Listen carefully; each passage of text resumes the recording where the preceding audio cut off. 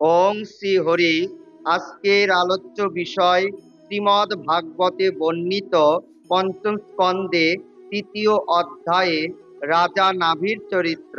শ্রী সুখদেব বললেন, হে রাজন, অগ্নিধার পুত্র নাভির কোনো সন্তান ছিল না। তাই তিনি পুত্র কামনায় তার স্ত্রী মেরু দেবীর সঙ্গে একাগ্র চিত্তে ভগবান যজ্ঞ পুরুষের পূজা করলেন। যদিও শোভনাক্ষ ভগবানকে দ্রব্য, দেশ, কাল, মন্ত্র, ঋতিক, দক্ষিণা এবং বিধি নিয়ম দ্বারা যজ্ঞ করে পাওয়া যায় না, তথাপি তিনি তো ভক্তদের কৃপা করেন। এই জন্য যখন রাজা নাভি শ্রদ্ধার সঙ্গে বিশুদ্ধভাবে ভগবানের আরাধনা করলেন, তখন ভগবানের হৃদয় ভক্তের বাঞ্ছা পূর্ণ করার জন্য উৎসুক হল। যদিও তার স্বরূপ সর্বথা স্বতন্ত্র, তথাপি উপবর্গ নামক যজ্ঞ অনুষ্ঠান চলাকালীন মনোমুগ্ধকর নয়নাভিরাম সুন্দর রূপে ভগবান তাদের সামনে আবির্ভূত হলেন। তার ত্রিঅঙ্গে কোষয় পীত বসন, বক্ষে ত্রিবর্ষ চিহ্ন, হাতে শঙ্খ, চক্র, গদা, পদ্ম এবং কণ্ঠোদ্দেশে বনমালা ও স্তম্ভমণি শোভা পাচ্ছিল। অঙ্গ সমূহে উজ্জ্বল দীপ্তি বিচ্ছুরণকারী মুকুট, কুণ্ডল, কঙ্কণ, হার, কেয়ূর, চন্দ্রহার এবং নূপুর ইত্যাদি নানা অলঙ্কারে তিনি ভূষিত ছিলেন। এইরূপ তেজস্বী চতুর্ভুজ মূর্তি দেখে ঋতিক সদস্য এবং গৃহপতি প্রভৃতি সকলেই এতে আনন্দিত হলেন। যে মনে হচ্ছিল দরিদ্র ব্যক্তি প্রচুর ধন লাভ করে আনন্দিত হয়েছে।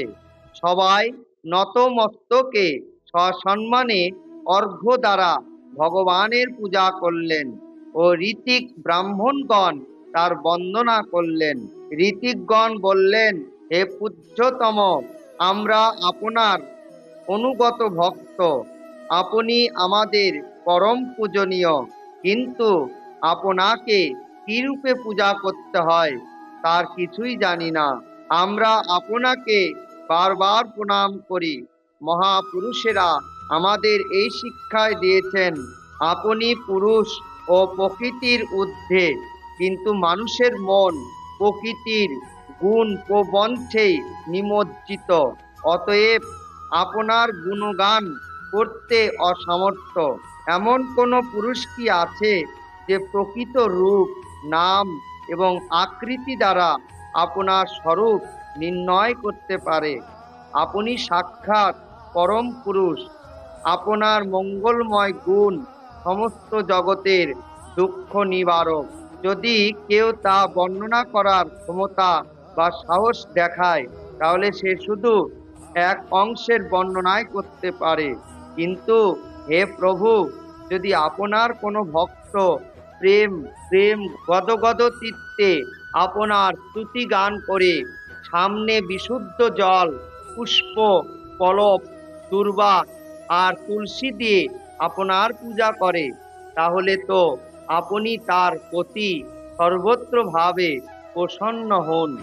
অনুরাগ ব্যতীত এই সকল বহু অঙ্গযুক্ত যজ্ঞে আপনার কোনো প্রয়োজন আমরা দেখছি না।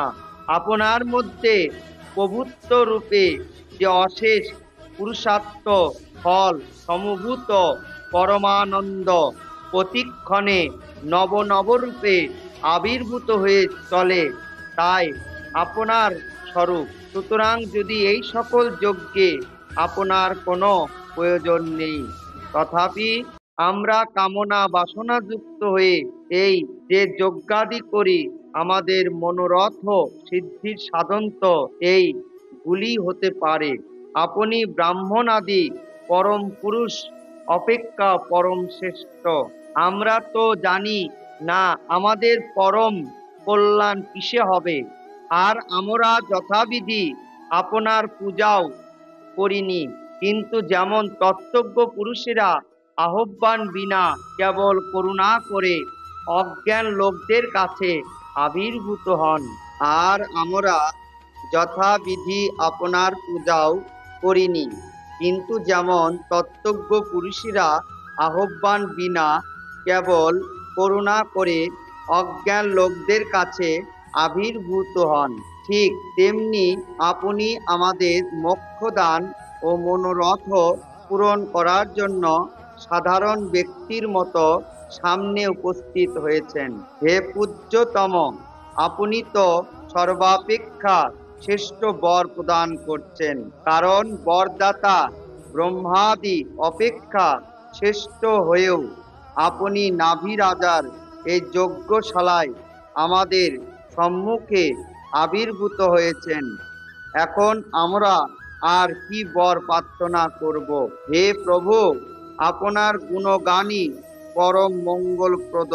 যারা বৈরাগ্য দ্বারা প্রজ্বলিত জ্ঞানরূপ অনলে নিজেদের অন্তঃকরণের রাগ দোষ আদি অশেষ মোনা মলকে দগ্ধ করে শান্ত স্বভাব হয়েছেন, সেই সকল আত্মরাম মুনিরা নিরন্তর আপনার গুণগানও করে থাকেন।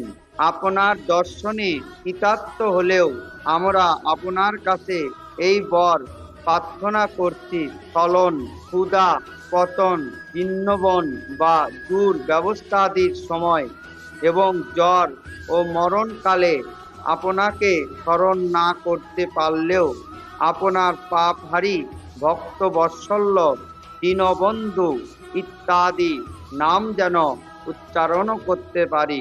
এতৎকৃত প্রার্থনায় অযোগ্য হলেও আর একটি প্রার্থনা আছে, আপনি সাক্ষাৎ পরম ঈশ্বর, স্বর্গ, অপবর্গ ইত্যাদি এমন কোনো কিছু নেই যা আপনি দিতে পারেন না। তথাপি কোনো দরিদ্র যেমন ধনীর কাছে তুষ ভিক্ষা করে, সেই রকমই আমাদের যৎমান এই রানা নাভি সন্তানকেই পরম পুরুষার্থ মনে করে আপনার মতে পুত্র কামনায় আপনার আরাধনা করছেন। এটা কোনো আশ্চর্যের কথাও নয়। আপনার মায়া অপরিসীম এবং অলক্ষ্য, কেউ একে বশ করতে পারে না। যারা মহাপুরুষের চরণ আশ্রিত নয়, তাদের মধ্যে কে এর হাত থেকে রক্ষা পেয়েছে? এইরূপ কোনো ব্যক্তির বুদ্ধির উপর এই মায়ার আচ্ছাদন পড়ে না, আর বিষয়রূপ বিষ তার স্বভাবকে দূষিত করে না।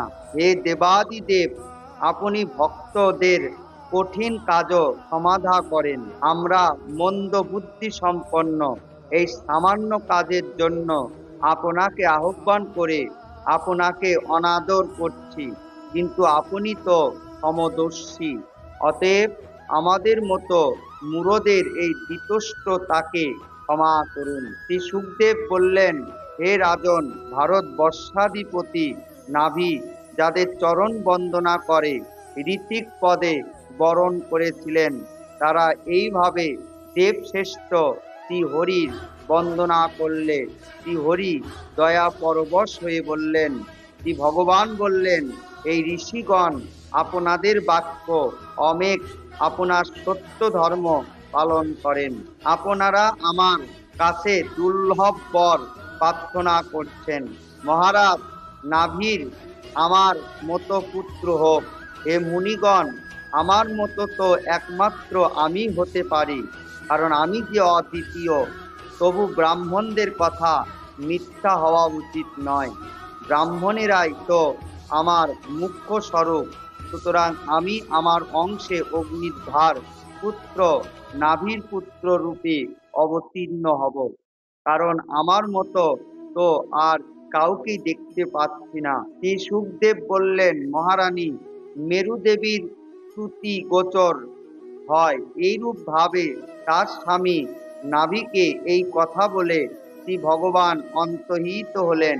হে বিষ্ণু দত্ত পরীক্ষিত, সেই যজ্ঞে মহর্ষিগণের স্তুতিতে প্রসন্ন হয়ে শ্রী ভগবান মহারাজ নাভিকে আনন্দ দেওয়ার জন্য এবং দিগম্বর সন্ন্যাসী আর শুদ্ধচিত্ত ব্রহ্মচারীদের ধর্ম প্রদর্শন মানস্যে অন্তপুরে মেরুদেবীর গর্ভে শুদ্ধ সত্যময় বিগ্রহ ধারণ করে অবতীর্ণ হলেন। শ্রী মহর্ষি বেদব্যাস প্রণীত পরমহংসী সংহিতা শ্রীমদ্ ভাগবত মহাপুরাণের পঞ্চম স্কন্ধে নাভির চরিত্রে ঋষিভা অবতার নামক তৃতীয় অধ্যায়ে গঙ্গা অনুবাদ সমাপ্ত। ওম হরি ওম তৎসৎ। ওম হরি ওম তৎসৎ। ওম হরি ওম তৎসৎ।